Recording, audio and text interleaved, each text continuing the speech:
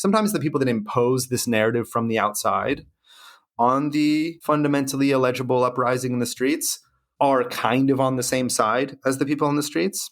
And in other cases, it's their enemies. I mean, if you ask Sisi now in Egypt, he'll tell you that he is the product of the 2011 revolution. He acts as if he is the inheritor of the Egyptian uprising of 2011, whereas everyone that actually did it sees him as the counter-revolution reaction that crushed what they were trying to do.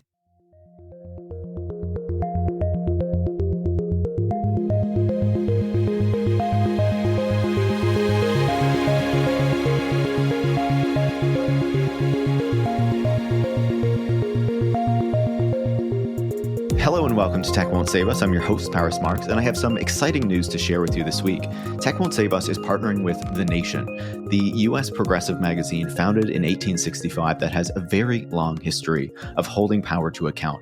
Now, this isn't a traditional tech publication, and that's part of the reason why I'm excited about this, because it will allow these perspectives on technology that are essential for people to hear to reach an even wider audience. And that's not to say that The Nation hasn't been doing great coverage of technology and the issues that we talk about on this podcast. Contributors to The Nation have also appeared on the podcast, people like Kate Wagner to talk about architecture and its relationship to technology, Jacob Silverman and his coverage of the crypto industry, Tim Schwab and his writing on Bill Gates and the Bill Gates Foundation, and Edward Ongwezo Jr. and the work that he did for The Nation on venture capital. So I'm sure that you'll be hearing more about this in future episodes, but I think that this is a really exciting step forward for the show and a really exciting partnership with The Nation. Now, with that said, this week's guest is Vincent Bevins. Vincent is a longtime foreign correspondent who's formerly worked for The Washington Post, The Financial Times, and the LA Times. He's also the author of The Jakarta Method, and most recently, If We Burn, The Mass Protest Decade and the Missing Revolution. I'm sure you'll remember the narratives that we had around social media in the early 2010s and how it was spreading kind of freedom and democracy to the world, and how much that shifted, later in that decade as we saw the Trump presidency take power, but also how there was talk about the Arab Spring and these protests and revolutions that were happening in the early 2010s being pushed by and inspired by social media, and how those reassessments have also changed. So I wanted to talk to Vincent to learn more about what happened in these protest movements through the 2010s, how the structurelessness and the horizontalism that was kind of held up as something that was important to these things ultimately didn't work out to change power, and how our understanding of social media and its relationship to these protest movements has evolved over that period, and what we should really make of the role that it plays in our society and in our politics. I think that this is a great complement to some conversations that we've been having recently with Naomi Klein and Astra Taylor, touching on broader political issues around technology and the way that it has interacted with many aspects of our society, and how the privatization of these platforms and of these technologies has had a real impact on the way that we live and the way that our political systems work. So I was very excited to have Vincent on the show, and I hope you'll enjoy our conversation. If you did, make sure to leave a 5-star review on the podcast platform of your choice. You can also share the show on social media or with any friends or colleagues who you think would learn from it. And if you want to support the work that goes into making the show every single week, so we can keep having these critical and essential conversations about technology and the world around us, you can join supporters like Andrew from Dorchester, Tim from Wellington, Daniel from Germany, and Mercutio by going to patreon.com/techwon'tsaveus, where you can become a supporter as well. Thanks so much, and enjoy this week's conversation. Vincent, welcome to Tech Won't Save Us. Thank you so much for having me. I'm very excited to chat. I recently finished your book, If We Burn, which, is just fantastic, and I highly recommend it. I recommend your other book as well, The Jakarta Method. But, I think that this touches on something that has been kind of in the discourse around technology for a long time, right? We've seen these kind of mass protests spring up over the past decade or so, and there was a lot of discussion around what their relationship to technology and social media were.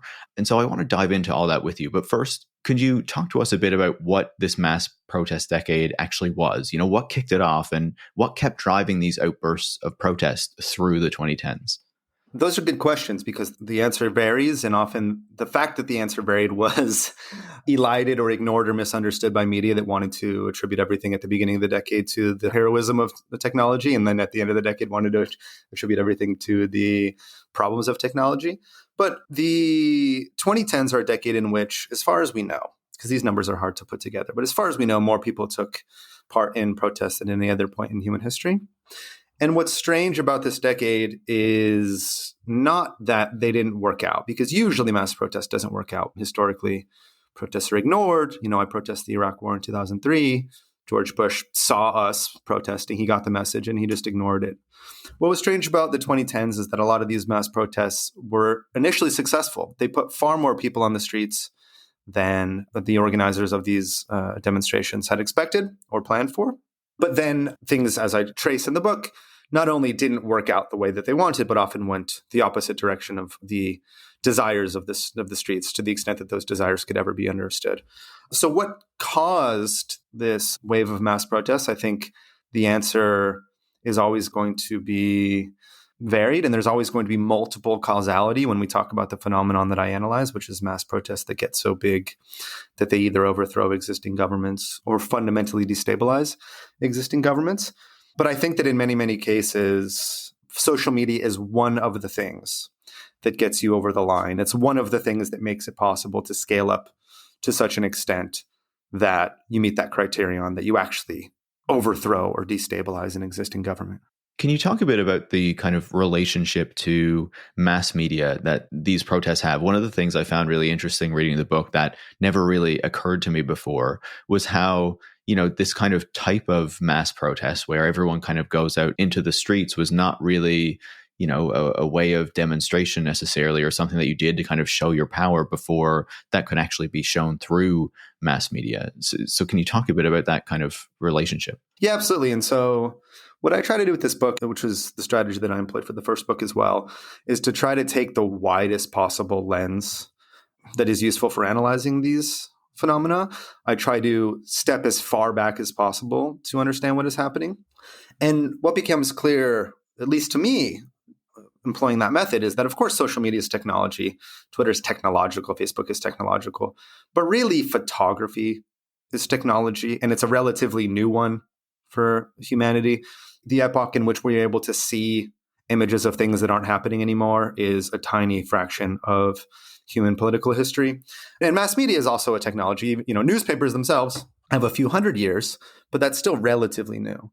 And what becomes apparent in the sociological literature, Charles Tilley is the most famous name for this particular scholarly tradition, is that the mass protest, the mass demonstration as we understand it today, didn't exist before mass media. It didn't make sense to go into the center of the capital of a nation before there were newspapers, photography, the types of technological tools that could reproduce your message. Indeed, nations didn't exist themselves. I mean, if you go back to the idea, Benedict Anderson's idea that the nation itself is a product of technology, that becomes, the lesson becomes even more clear.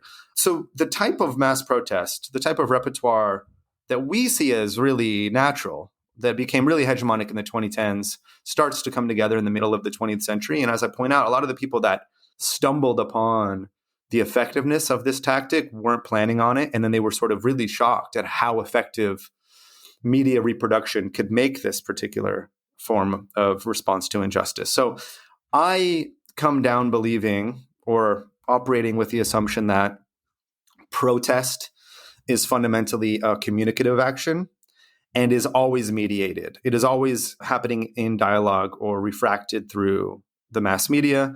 In this book, in the 2010s, this becomes incredibly clear and often has tragic consequences. The decisions or failures of the mass media not only change the way that the rest of the world understands what's happening on the streets, but often reconfigures the events on the streets themselves, changes the concrete configuration of forces in squares or public spaces around the world. I wonder if you can talk a bit more about that, and if there's kind of really clear examples of how that works out, because one of the things you also talk about in the book that I feel like kind of relates to this kind of mediation through the media, especially when you think about the Western media, is kind of the liberal teleology that is often kind of presented when it comes to these protests, that they're fighting for liberal democracy, for freedom, blah, blah, blah, the types of things that we in the West would expect, everyone else to want to kind of achieve. So how did that shape the way that the media was presenting these things? And how did that differ to what was happening on the ground necessarily? Yeah, that's a really good question. There's several parts to my answer, I think. A lot of this decade is really about 2011, the and really inspiring scenes that we see in Tahrir Square in Egypt. But it's also really about 1989, and specifically the ways that we misunderstood the fall of the Soviet Union, or the stories that we told ourselves about what happened in 1989. And that story often led us to believe, especially those in the professional media class in the Western world, that people came to the streets in Berlin and throughout Russia, and so demanding Western freedom and liberal democracy. So then things collapsed, and that's what they got. Whereas what really happened is that failures at the top of the Soviet Union put in motion the collapse of the USSR before the street uprisings occurred. And then a tiny fraction of people in the former Second World got the liberal democracy, got the prosperity and the freedom that they're promised. I mean, Branko Milanovic runs the numbers on this, and it's like 10% of the population. Often what happens actually is that the mid-level bureaucrats that are in control of the assets that were produced by the blood, sweat, and tears of the Soviet people over decades just use that power vacuum to grab them. The mid-level nomenclatura just took the factories and the assets that they were not supposed to be owners of. They made themselves owners. But we didn't tell ourselves that story. We told ourselves a story about David Hasselhoff singing in the streets of Berlin, and then everybody is happily ever after. Why wouldn't we want to know that story? You know, that is a good story, and it's an important story, and it's important for understanding Germany. But again, West Germany, or the FRG, had to invest huge amounts of money to integrate East Germany into what is now a unified Germany. And I don't want to get too far off track because you asked more direct questions. But the more I think about this book, a big part of this story is that something similar kind of happened in the 90s in the United States as well. We had a similar process in the 90s, but it took longer for it to become clear. It took longer for the consequences of that process to become clear. Starting in the 90s in the West, we also took the products of decades of collective labor and handed them over to oligarchs. And these are the people that now run Silicon Valley, and these are the people whose particular capitalist firms became so important in the 2010s. We also had our sort of seizure of public assets by ruthless entrepreneurs, but it took us, I think, 20, 30 years to realize how destructive this had been, whereas they got their destruction right away because, of course, they experienced a more severe collapse. They experienced the collapse of their state as well. And so when 2011 happens, even though the people that put together the mass protest on January 25th that led to an even bigger uprising on January 28th, even though they came together through pro-Palestine solidarity organizing, through opposition to the U.S. war in Iraq, even though they believed that democracy in Egypt would necessarily mean opposition to U.S. imperialism and to the allies of Washington in the region, specifically Israel and Saudi Arabia. Once they created this power vacuum, once they went to battle with the police, beat the police, take Tahrir Square, they were shocked and horrified to see the Anderson Coopers of the world showing up and acting as if they were doing 1989. They were shocked to see Western media show up and act as if what they understood to be an anti-imperialist movement was actually an attempt to join America as America minor leagues, right? Like the little brother to the U.S. empire. And by the end of the decade, quite a lot of the interviewees, because I built this book through something like 225 interviews done in 12 countries over 4 years, a lot of people came to the conclusion that the particular style of protest that was employed in the 2010s was especially vulnerable to the imposition of narrative from the outside, was especially vulnerable to Western media showing up and saying this is what it's about, rather than being able to speak for itself and being able to say clearly what it's all about. And the third part of this answer to your good question is the concrete example of Brazil, which is a long and strange and weird story. But what I could tell you very quickly is that the beginning of June 2013 was organized by leftists and anarchists. But then the police crackdown led the country, but also the media, to change their idea of whether or not this was a bad or a good thing. The media starts to come out in support of a protest that they had previously opposed. But by doing this, they tell their readers, their viewers on television, that the protest is about a different thing than the original organizers understand it to be about. And so when the new people, the rush of sympathy comes into the streets, the original organizers greet this initially with euphoria until they realize quickly, horrified, oh, these people have an entirely different idea of what the future of Brazil should be. Oh, actually, now they're fighting us. Oh, actually, now 1 week later, they're throwing us off of the streets. And you could never imagine this different type of person showing up with a different idea without the protest being mediated to them. But also, you could never imagine anyone finding out a protest without it being mediated to them, unless they happen to live like across the street from it. Again, like this is fundamental to the protest itself. Unless you're standing right there across from Tahrir Square, you're going to find out about it through media of some kind, whether social media or traditional media. And so Brazil is the strangest example of how just from one week to the next, the change in media narrative changes actually who's on the streets and who wins ultimately the battle over the streets. It's such a fascinating story. And I feel like you see versions of that in so many of kind of the protest stories that you tell over that decade, where the media is telling one story and then people hear that story and that changes how people kind of relate to it and changes the nature of the protest itself, right? Yeah, I mean, this, and then often this gets elided again by people like me. I mean, this book has me in it a little, even though I don't really want to be in any of my books, but I think that by putting myself in it, it allows me to launch a more coherent critique of my own class of the foreign correspondents in the major mainstream media. And this kind of nuance gets elided by those of us that do a very bad job, and a lot of us do a very bad job in the 2010s. But the shape of the thing changes from one day to the next because there's different people that show up. People change their ideas. And often you get an evolution of the street movement, which is not understood by the media, which want to present just one clean narrative. Often, maybe they start from the beginning, maybe they work backwards from the end, but they can't see that there is this strange chaos that is this huge ball of energy unleashed onto the streets. And then there's fights over it. There's fights over which way to push it and how to define it. And we did quite a bad job to the extent that at the beginning of the decade, we just kind of said, everyone's doing Berlin Wall, but Egypt style. And then by the end of the decade, like, of course, the narrative is totally flipped. It's like, social media just leads to Trumpism and QAnon. And our benevolent tech overlords need to make sure that the bad people aren't allowed to use social media so that it can stay good. But yeah, like these explosions are often really, really difficult to understand without paying close attention to the chronology. That's why I chose to write this book as a history book rather than sort of an analytical, this is what happened. These are the protests that are good. These are the ones that are fake. I just try to let each one unfold as they really did in real time. Yeah, and I think it works really well, right? Like, I think that going through that allows you to see how these things have evolved over that span of time. And, you've talked a lot about the role of mass media and kind of major kind of traditional media in this. And I want to come back to that again a bit later. But obviously, social media is also, as you've been saying, a really integral part of these protests, of how they're defined, of how we talk about them. In particular, the media, if we think back to the Arab Spring, presents these things as revolutions that are caused by social media, talks about them as Twitter revolutions. But how do you see the actual role of social media in some of these protests? And, I know it's probably different with some of them. So maybe, I guess, at least in the early stages of how it's actually being used versus how it's being portrayed.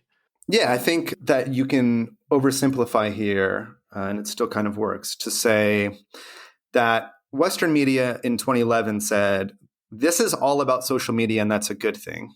Whereas I come to the conclusion that these uprisings were partially about social media, and to the extent that they were partially about social media, it was mostly a bad thing. So as I said, in any given of these uprisings, it has to be 5, 6, 7 things that are coming together to make this happen. But in most of them, social media, I think, is one of the things that gets you over the line. And I think, I'm forgetting the numbers here, but I think in more than half, what you have is a viral image of police repression. And the police repression matters because the who is repressed matters, right? Often the police end up repressing somebody that is deemed innocent or that mainstream society sees as somebody that should not be repressed. Like in the case of Brazil, it was a white woman at the most prestigious newspaper in the country. In Egypt, Khaled Said is portrayed as sort of like a regular good kid.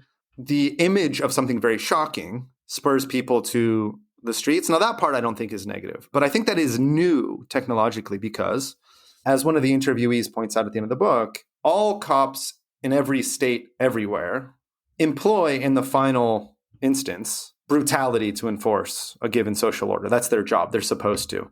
In any given state that exists in the global system right now, under the right circumstances, a cop will beat you up or hurt you. That's what they're supposed to do. But until recently, because of two technologies, first photography, and then later social media, which selects content for its affective power, most people were not going to see cops doing what they really do, the really horrifying things that they do to reproduce the social order.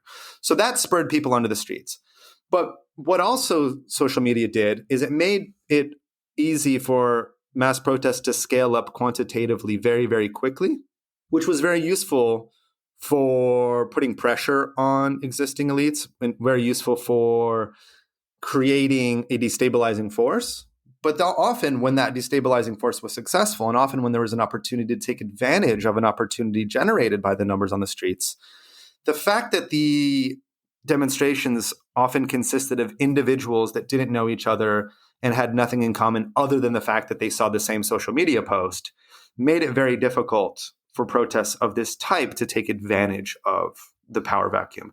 A group of individuals in the square that all have different ideas as to what should happen in a country cannot form like a revolutionary committee or revolutionary government.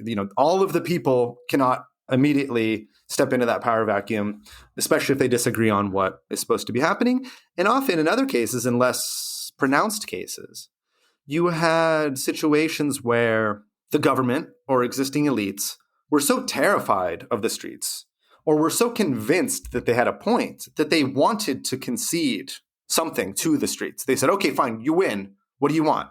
I'm willing to give you a few things in order to hold on to power and to prove that I'm responding to the people, and so that you'll go home and we can all claim that we had a win and we can all walk away from this as victors. Or at least I'm desperate to hold on to power, so like, what can I give you? The ways that this plays out are very strange in multiple countries throughout the decade.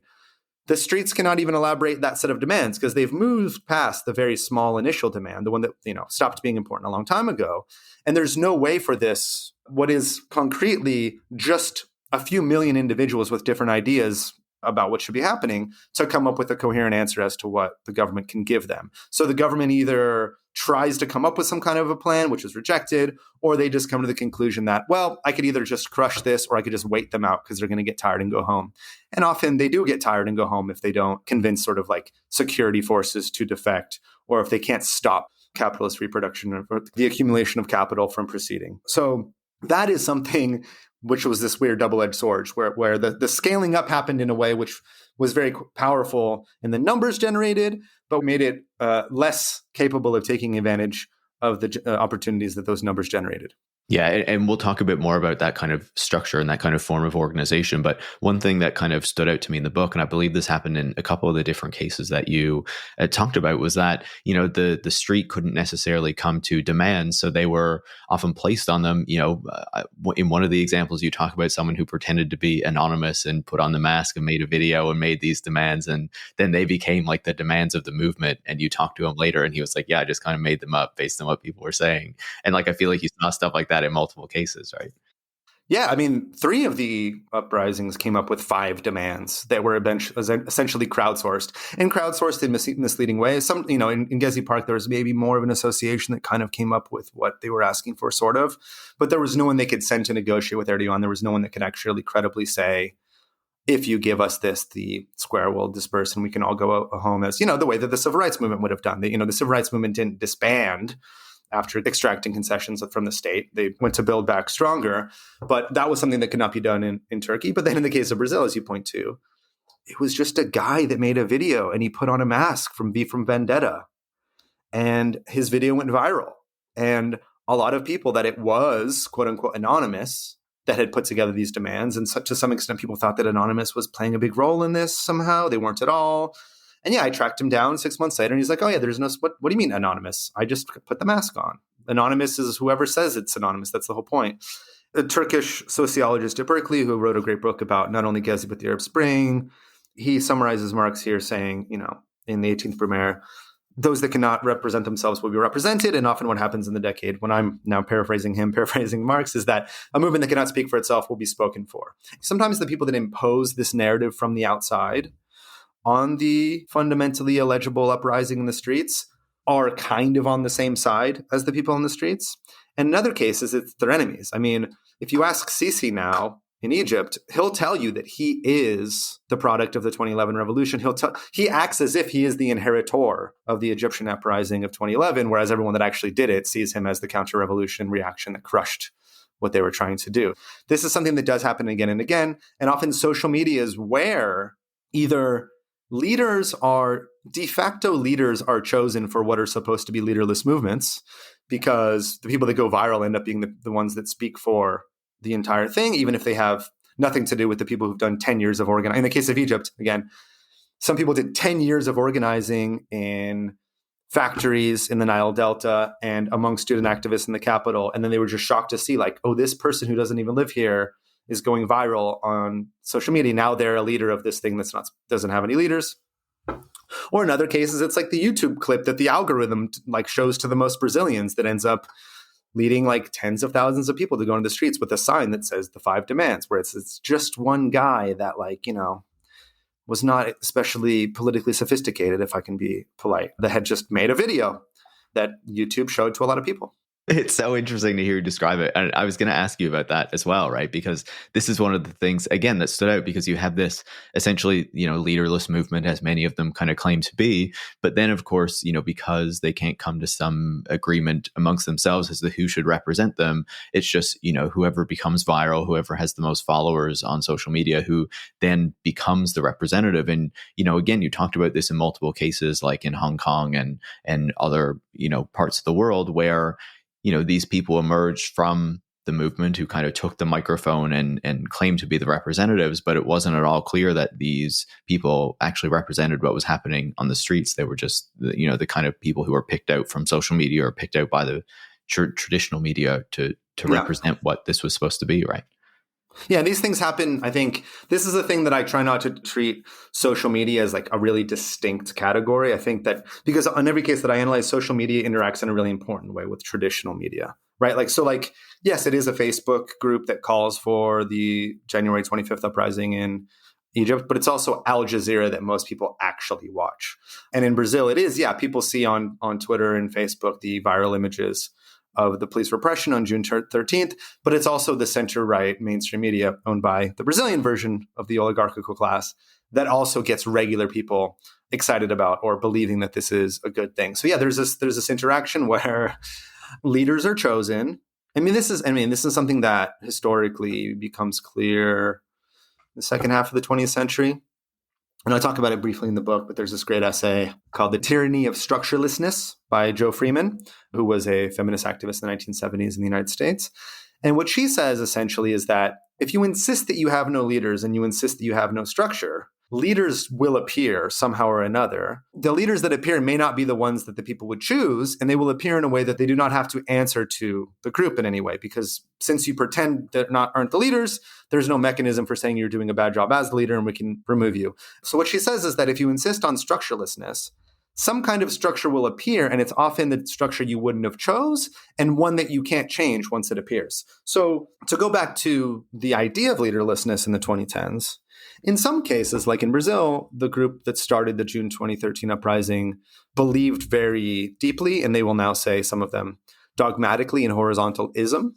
They believed that they should not lead. They believed in a social formation within their movement in which there was no hierarchies whatsoever. No one could represent anybody else. Everyone was equal, not only equal as a human being, but had like the same function in the group. But in other cases, like in Egypt, for example, there are very few people, especially of the original organizers, wanted this. What they would have wanted, many of them, is a revolutionary party or strong labor unions or strong civil society groups, the types of real organizations that have been proven to be very successful in revolutions of the kind they wanted to put together. They just didn't have them because of the concrete decimation of these groups under neoliberal economics and under the Mubarak dictatorship. So what they got was a kind of concrete horizontality rather than an explicit and self-conscious horizontalism. But to the extent that that may have its weaknesses, that was often read by global media, which, as we say, plays such an important role, as a positive thing. Because if they could look upon the square and see whatever they want, and that's what journalists love to do, is to be the ones that actually tell the story, rather than seeing, for example, let's say a proudly leftist and anti-Zionist Egyptian revolutionary movement that made its goals very clear, then in the first case, Anderson Cooper can show up and say, oh, they want to join America's minor league, Whereas if you imagine that hypothetical scenario that a lot of the Egyptian revolutionaries would have liked to have, which is, a strong labor unions and a real revolutionary program, then global media would have probably acted very differently. So often I think this horizontality, whether it was intentional or it was the result of material impediments, was read as a positive thing when sometimes it's very much the opposite. I want to talk a bit about kind of the state's relationship or kind of government's relationship to social media, right? Because one of the things that we've talked about is, as these protests, especially in the early part of the decade, were kicking off, Western governments, the US, were happy to say, social media is promoting democracy, it's promoting freedom. They were very positive about it. And then kind of as the decade went on, there was this shift, especially when it kind of came home, I guess, to a certain degree, or kind of they felt that there was this kind of impact on their own politics, that all of a sudden social media was the evil. But you also describe how, other governments in states where these kind of protests were happening also had a shift on social media where, at first it seemed like this thing that protesters were kind of using in order to organize these protests. But as the decade went on, they also learned how to use social media effectively, for their own power. So can you talk about those shifts on kind of both sides of that?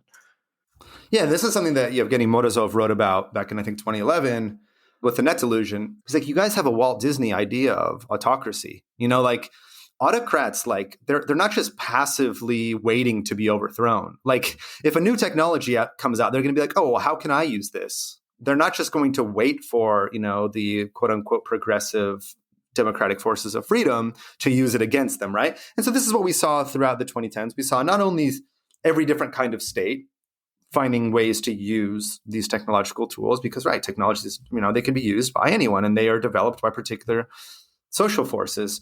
So not only did we see all types of states employing social media for their own purposes and manipulating social media for their own purposes, we saw that, every different type of person can do a mass protest. Like it's not just progressive young people that can get excited on social media and pour into the streets. And like, again, he kind of overstates this, but I like the schematic that Andrey puts forward in this book, Post-Journalism, where he's like, in the early 2010s, urban millennials got on social media. And so everyone thought that social media stuff was progressive and democratic.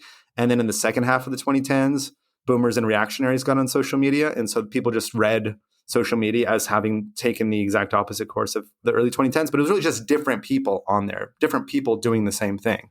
Because, January 6th was people, because of stuff they saw on the internet, storming the capital of a country, which is exactly what January 2011 was. If you strip all of the historic and social context, if you have a reading where you just view a tactic as necessarily good or bad, then these are the same tactics. So what becomes clear by the end of the 2010s is that tactics can be used by anyone, and their relationship to a larger strategy and to a real configuration of forces really matters, and it really matters who's using them and for what purpose.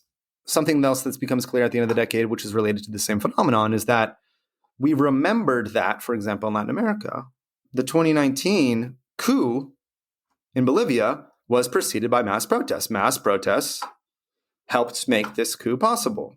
And that served as a reminder that, of things that had been forgotten, I think, in the era of techno-utopianism, the era in which we thought that the internet was going to change everything. That, the 1964 US-backed coup in Brazil was made possible in part by mass protests carried out by the middle class.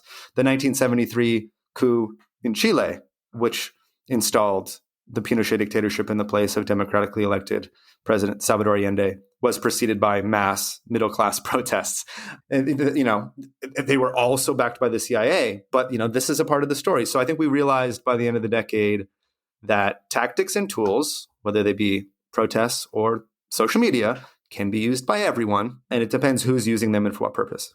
Can you talk a bit about how this played out in Indonesia, where you were a foreign correspondent for a while? Because I found that story particularly striking. Yeah, so this is a case that I include, even though it's not exactly, it doesn't meet the criterion that I create for myself. It doesn't actually overthrow. It forces a change in the government, but not a really fundamental one. But back in 2011, it seemed as if when people came to the streets and performed this kind of, and I don't say performance in a derogatory way, I think it's a performance in a way which is essential to its power, performed this mass protest in a public square, this was seen as necessarily progressive. Well, at the end of 2016, the governorship of Jakarta, by far the largest region in the country, is held by a Chinese Christian, a man named Ahok. His rise to this position was kind of accidental because Jokowi, who's now the president, moved from that position to the presidency. So he moved from vice governor to governor. But he's very popular. And what happens in Jakarta is what you might imagine happening is if there is a very popular Muslim Arab as the mayor of New York City or Los Angeles. Even though he's very popular, powerful forces in society, conservative religious forces, have a big problem with this. And so what they do is that when he's on the campaign trail, he says something about the Quran, which is not really offensive or controversial, but it is edited on social media, edited on Facebook, to make it look like he's committing blasphemy. And so then, what is the tactic? What is the repertoire that these Islamists, these conservatives that want to overthrow, they have a problem with the democratically chosen leader of Jakarta? They reach for the thing that everyone else has been doing throughout the decade. They call a mass protest, digitally coordinated. Everyone assembles in the square. There's a hashtag. Everyone wears the same color. They perform the exact same type of demonstration that people 5-6 years ago would have thought was necessarily progressive. And it works, right? So Ahok ends up in jail. The courts end up deciding to convict him of blasphemy, even though this has all would have been called at the time and perhaps now semi-ironically fake news. And this is, it's part of that same story. Everyone can do a mass protests. And this kind of naive belief that we had in 2011 that the internet is democratizing just because everyone can use it was totally off. And the idea that the streets always belong to, quote unquote, the people was off too, because the people is always a concrete configuration of people and it matters who comes and what they want. There's another aspect of this, another story that you tell in the book that I found really fascinating in trying to kind of parse what actually happened over the past decade and, what was really behind these mass protests at different moments through the decade and in different countries. And you describe in particular in the case of Brazil, where Dilma Rousseff, who, was this president elected by the Workers' Party or, representing the Workers' Party, following from the Lula presidency, who, of course, he's now the president again, was faced with these kind of mass digitally coordinated protests and received calls from Turkish President Erdogan and Russian President Vladimir Putin warning her that, these kind of protests were, these digitally organized protests were being kind of pushed to destabilize the government. And at the time she said no, she didn't believe that. But later in a later interview, she said her mind had changed on that. Can you talk about this view of these protests and how it played out in that case? So Erdogan and Putin have slightly different narratives back in 2013, but they both believe that this kind of thing can be used by meddling imperialist powers to destabilize countries that they don't like, and that this can often help the meddling imperialist powers if they are positioned best to take advantage of the subsequent power vacuum or have a plan to sort of manipulate the outcome. And at the time, Dilma Rousseff, who going into this mass protest in 2013 was on pretty good terms with the United States, they had some disagreements, on pretty good terms with the United States, very popular, had been elected in a landslide, had very, very strong approval ratings, and was somebody that had come up as a dissident, had come up as a guerrilla fighting the dictatorship. She never wanted to view protests this way, and she wanted to give the protesters what they wanted. She wanted to give them something. She couldn't figure out what they wanted. So there's this, what I found to be a really powerful scene of her just sitting in the presidential palace and watching TV, but turning off the sound so that she wouldn't be mediated by the journalists that were interpreting the images for her. But still, she was only seeing the images that oligarch-owned television channels were showing to her.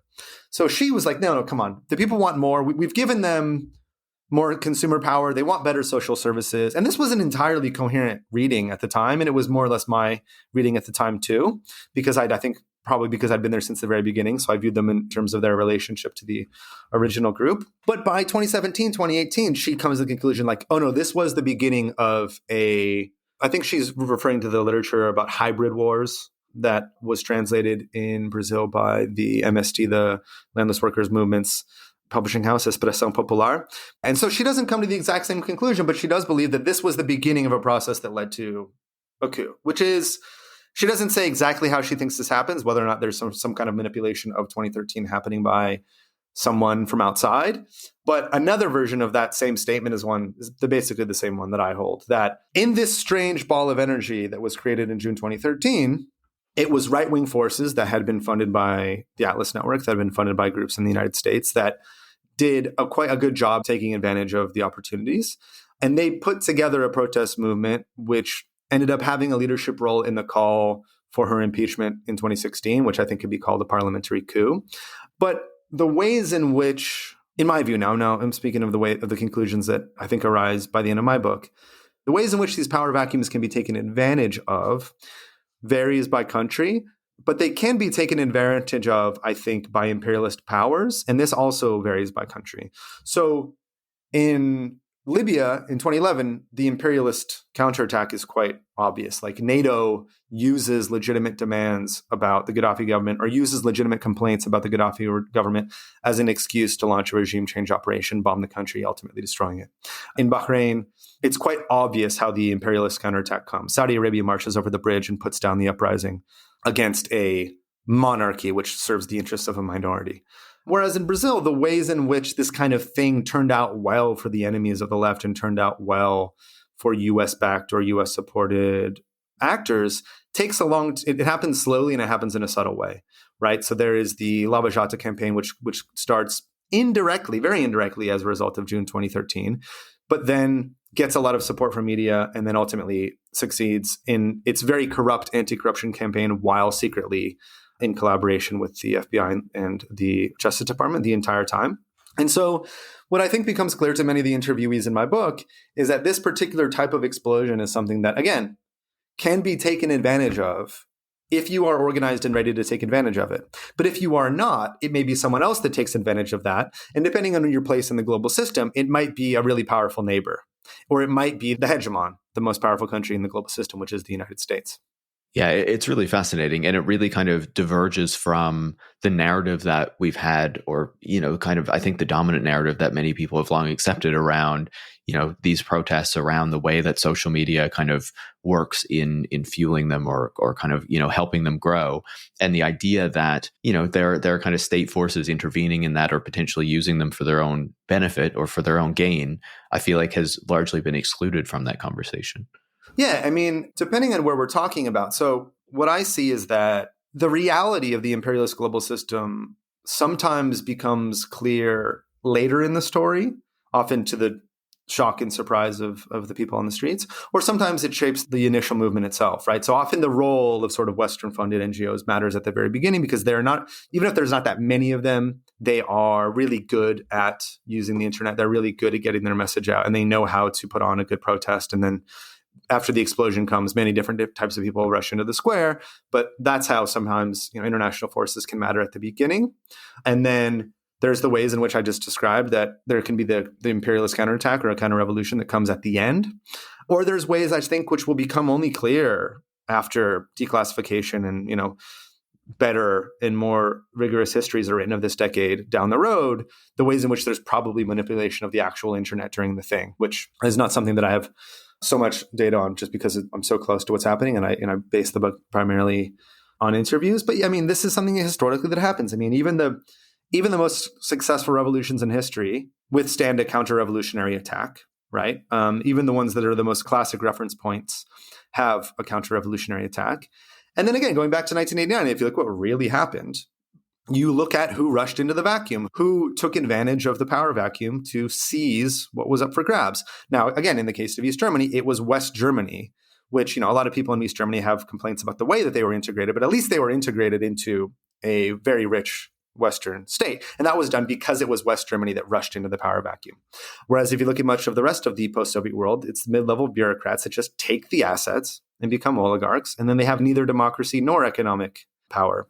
So a conclusion that I come to in the academic version of this book, of a book talk that I've been giving, is that this particular form of revolutionary practice, even though it was often not actually intended as a revolutionary practice, often it generated revolutionary conditions because it got much bigger than it expected. But this particular form of contention, the apparently spontaneous, leaderless, digitally coordinated, horizontally organized mass protest, is best suited for movements that are pro-systemic rather than counter-systemic. So in the sense of world systems theory, if you really are saying to the global system, hey, come here, rush into this power vacuum with what is already existing, then that can work out for you. And that's kind of more or less the case of East Germany. But if you want to change the configurations of power in your region, if you want to actually challenge the global system or change it in some way, and this was the case of many of the uprisings in North Africa, you're going to experience an imperialist counterattack. You're going to experience counter-revolution. Often, the part of the world system that's going to rush into your power vacuum in North Africa might be NATO bombing you, or the UAE organizing a astroturfed petition campaign that will help to make a coup possible in 2013 and install Sisi. I'm happy you brought that up because I wanted to discuss this a bit further because, kind of one of your big reflections at the end of this book is on kind of horizontalism, structurelessness, kind of these anarchist techniques, but not fully that really defined what was happening during this decade. And I feel like, in the same way that technology and social media played an important role in at least kind of the discourses around these protests, these are also kind of ideas that are very closely linked to, I think, like technological politics and techno-libertarian politics, right? This idea that, we're going to have these technologies, the internet's going to take off, all of a sudden we're going to challenge state power and corporate power, and, we're going to have all this freedom and liberty as a result. And that hasn't really played out in the technological world. And it's been interesting then to read the book and see how these tactics, when taken to kind of the square or to where these protests are happening, also aren't tending to challenge these power structures that, the narrative would have us believe is kind of the goal of these things. So how do you reflect broadly on this idea that by decentralizing power, we're going to change power based on your observations in the work that you've been doing? Yeah, I mean, so if I can make a really rough analogy, what happens to the squares is kind of what happened to the internet, right? The dream was that if the internet was entirely horizontal, if the internet was not owned by anybody, then it would be owned by everybody and it would be democratic. But what actually happened in that case of structurelessness was a set of people came and grabbed it. And those are those oligarchs that I spoke about at the beginning. What you actually got was power being imposed upon that system by the cynical, well-connected actors that essentially stole huge amounts of publicly accumulated resources or publicly generated resources.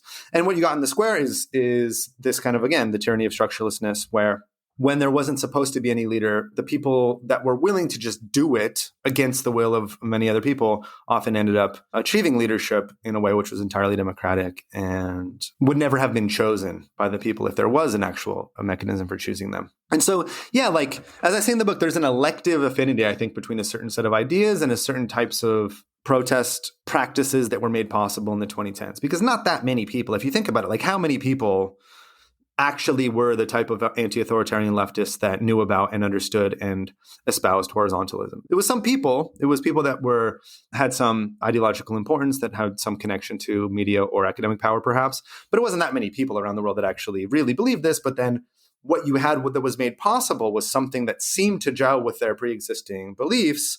And then people like me that sort of knew about the ideas would look at the square and say, oh, they're doing decentralized, horizontally structured mass protest, and decentralization is also good. And this is this idea that like, I'm trying to sort of grapple with where this kind of like, I don't know what to call it, whether or not it's like geometric supremacy or like the fetishization of shape came from. Like, why is a decentered system better than a system with a center? What's wrong with having a center?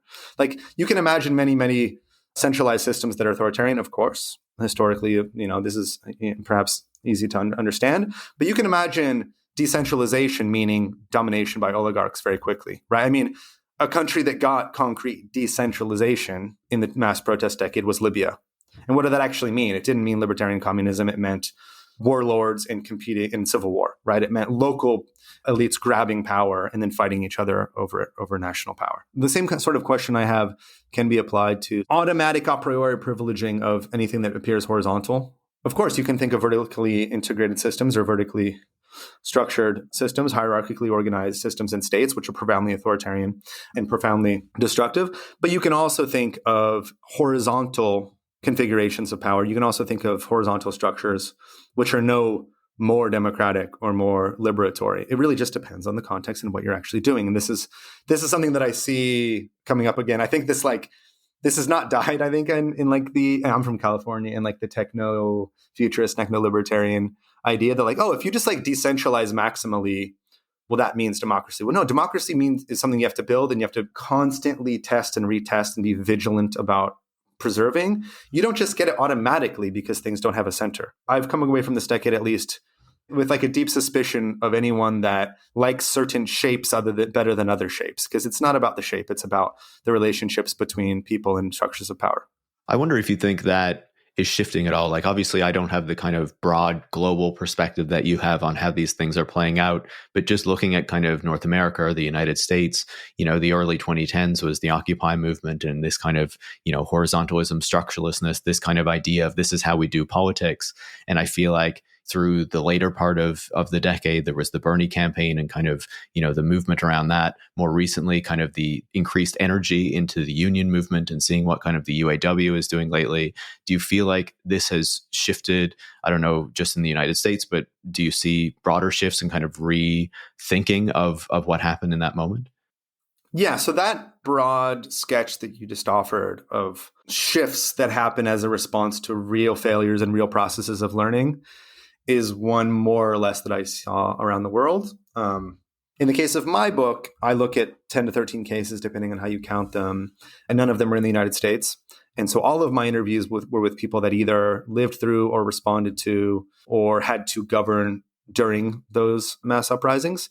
And so none of those people, none of them were in the United States. But the movement that I saw ideologically is similar to the one that you just outlined. More people believe in the importance of collective action, organization, and the ability to be flexible and democratic in the face of changing circumstances, rather than just assuming that everything will work out as long as there's enough people with goodwill. And while I didn't write this about the United States or with US readers in mind, I have found that some people that have lived through the same shift in the US have been gratified to have North American readers come to me and say, oh, this really reminded me of this thing that I lived through, or I kind of went through a similar situation. But yeah, to be perhaps unnecessarily clear, I didn't actually look carefully at any US or North American movements, but that doesn't mean that I didn't hear a lot of similar things to what you just described. Yeah, that's completely fair. And that's why I wanted to ask, for your broader perspective on it than just what was happening, kind of closer to home. To end our conversation, I wanted to ask about journalism, right? Because we talked about the role that mass media played in representing all of this. And I think, it's very fair to say that journalism and traditional media is in a real crisis at the moment. We talked about kind of the failures in covering these mass protests, but obviously there's issues with the business model. There's issues with the degree of resources that can go into journalism, the way that technology has affected this, but also kind of broader kind of political structures and whatnot. After kind of living through this, after being a longtime foreign correspondent, working for some of these major media outlets, what's your reflection on kind of where the media goes from here, I guess? Yeah, so early in the book, there's a Brazilian politician who runs for office on the campaign slogan that things can't get any worse. It can't get any worse. Very tragically, it turns out that, yes, things can get worse. And when I started journalism maybe 15 years ago, it was already true that US corporate media had a tendency to reproduce narratives favored by powerful states and the interests of capital. It was already true that we were struggling to do our jobs capably because we did not have the material resources. It was already true that the selection of individuals was deeply shaped by that lack of resources, which meant that it was largely like rich kids that didn't need to make any money that could take a risk and start to try out the activity of journalism, hoping to make a living from it. So while it appeared 15 years ago that things couldn't get any worse, well, they could, and they did get a lot worse. I think we are facing the possibility of the extinction of journalism as a profession, as a human activity. Like I said, newspapers are relatively recent in human history. Journalism is also relatively recent in human history. It had a beginning. I think it could have an end. I think it would be catastrophic for democracy if it ended, as deeply imperfect as it is. And like a lot of my book is about how horribly imperfect it is. As bad as journalism is right now in 2024, I think if it went away fully, that would be catastrophic for democracy and for the project of human liberation. And so again, going back to, I've maybe perhaps spent too much time on the lessons of the 2010s, but going back to one of the lessons that emerges in the 2010s, I think it would be a mistake just to blow up the thing and assume something better is going to grow out of the rubble. I think we have to do the best that we can to find democratic ways, preserving and improving the practice of journalism, because it's a mess right now, and the mess is getting even messier. And again, I think what happens in the wake of the decimation of journalism is not the automatic flowering of democratic journalistic practice. It's oligarchs seizing control, which has already happened to some extent, right? I mean, Jeff Bezos would be called an oligarch by the US media if he were not American. He's not right at the moment running the Washington Post. It seems like purely as a self-interested enterprise, but he could sell it if it was against his interests. Elon Musk is for sure an oligarch and has used oligarchical power to take control of a social media platform that he cares about quite a lot. So the prospects are not good.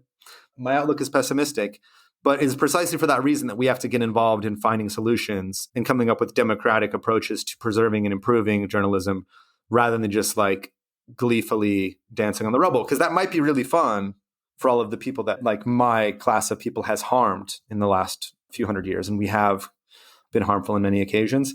It would, I don't think, lead to what we need in the long term. I think we have to do the really hard work, just like we have to do the hard work of putting together the organizations that can carry out real revolutions. We have to do the really hard work of figuring out how we can make journalism actually good after we figure out how to stop it from being killed. Yeah, it's a grim prospect, but that means there are also opportunities if we can seize them and kind of build the power. Vincent, it's been fantastic to speak with you, to dig into the book and to learn about, the work that you've been doing over this past decade. Thanks so much for taking the time to chat. I really appreciate it. Yeah, thank you so much for having me.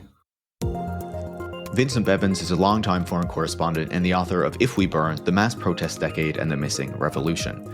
Tech Won't Save Us is made in partnership with The Nation and is hosted by me, Paris Marx. Production is by Eric Wickham and transcripts are by Brigitte Pawliw-Fry. Tech Won't Save Us relies on the support of listeners like you to keep providing critical perspectives on the tech industry. You can join hundreds of other supporters by going to patreon.com/techwon'tsaveus and making a pledge of your own. Thanks for listening, and make sure to come back next week.